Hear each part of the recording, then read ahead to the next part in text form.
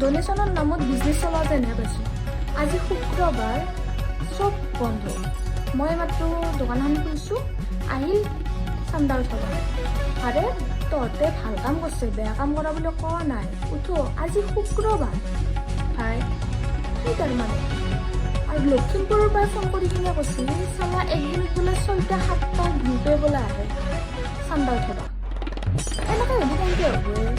তাৰমানে ঘৰে ঘৰে ইউটিউবাৰ ব্লগাৰ চববিলাক উঠি আছে, আৰু চব ইউটিউবাৰ ভিডিঅ' কৰিব লাগিব।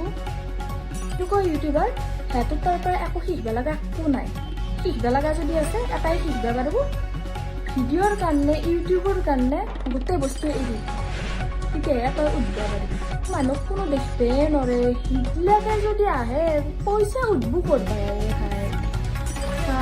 তহঁতে যদি এনেকুৱা এটা কাম কৰিলে চব ইউটিউবাৰ ব্লগাৰ চববিলাকে একগোট হৈ কিনে একেলগে চান্দা উঠিব, সেনেকুৱা কৰ। আৰে এটা যাৱাৰ পিছত এটা আকৌ আহিব, এটা যাৱাৰ পিছত এটা আহিব, এনেকৈ কেনেকৈ হ'ব? ইটো এতিয়া আকৌ ক'ব ইয়ে 10-20 টকা দিবে গেলিও হেৰি কৰে। 10-20 টকাৰ কথা আহি নপৰে। মানুহ ইমান ডাঙৰ ডাঙৰ দোকান খুলি থৈ দিছে, 10-20 টকা একো নহয়। কিন্তু এটা কথা, আৰু এটা যোৱাৰ পিছত এটা গ্ৰুপ আহিব, সেনেকৈতো নহয়। তহঁতে ডনেশ্যন উঠাইছে, ভাল কাম কৰিছে, তহঁতে একগোট হৈ কিনে একেলগত একদিনতে